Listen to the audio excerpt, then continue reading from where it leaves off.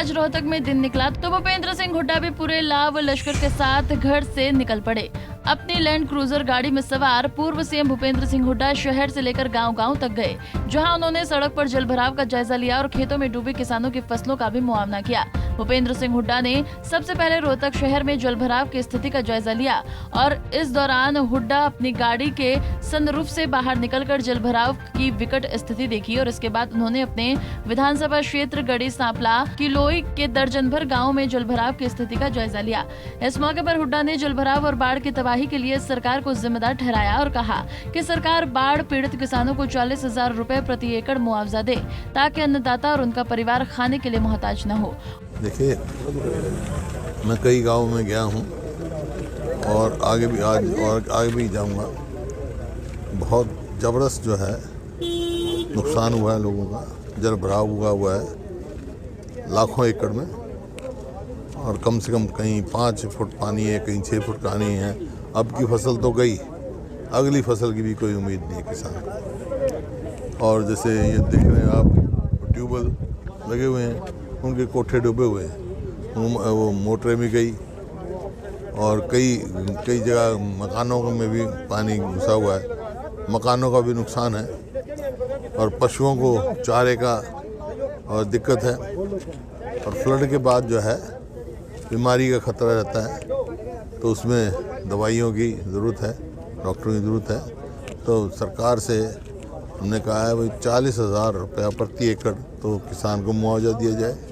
गरीब आदमी जिसकी मजदूरी गई उसको 30 दिन का फालतू मनरेगा की वो दिया जाए और जिनके मकान की टूट फूट हुई है उनकी वो मरम्मत की जाए और जो ट्यूबवेल के कोठड़े गए, मोटर ख़राब हुई, वो तुरंत ठीक कराया जाए, उनका मुआवजा दिया जाए और जो बीमारी का खतरा है दवाई का और डॉक्टरों की टीम का तुरंत प्रबंध किया जाए। अच्छा सर, जिस तरह से और हरियाणा के बारे में भी आपने चिंता व्यक्त की है, खासतौर पर जो यमुना के इलाके हैं उनमें फिर खतरा पैदा हो गया है। नहीं, खाली जमुना के नहीं, जमुना के इलाके में भी और जो घग्गर है उसमें भी, और घग्गर का बड़ा भारी नुकसान हुआ है और अम्बाला के साथ जो और है उसमें बड़ा भारी नुकसान हुआ है। जमुना का अब के 3,80,000 क्यूसिक पानी छोड़ा गया है हथनिक ब्रिज से और हमारे समय में इससे दुगना पानी आया था 8 लाख क्यूसिक।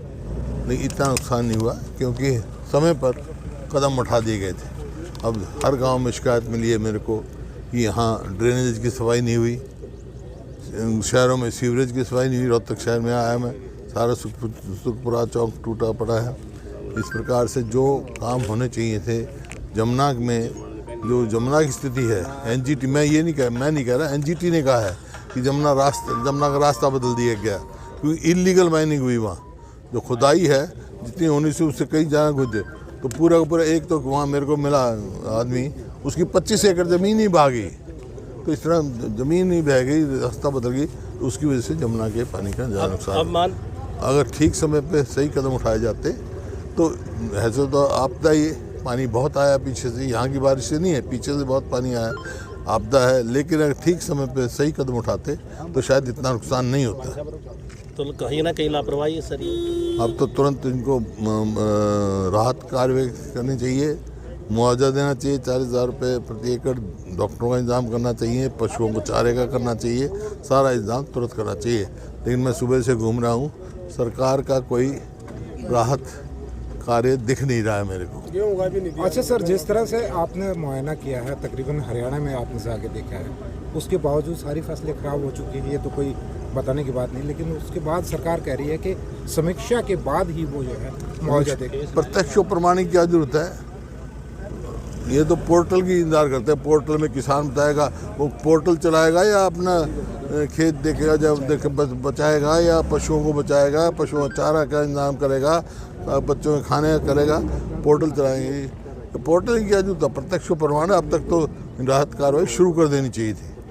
ये तो पोर्टल के चक्कर में डाल के तो और उसके डिले करने की बात है। हुड्डा ने सरकार से मांग उठाई है कि बाढ़ में जिन लोगों का भी घरेलू या फिर फसलों को नुकसान हुआ है, सरकार उन पीड़ितों को जल्द से जल्द मुआवजा दे।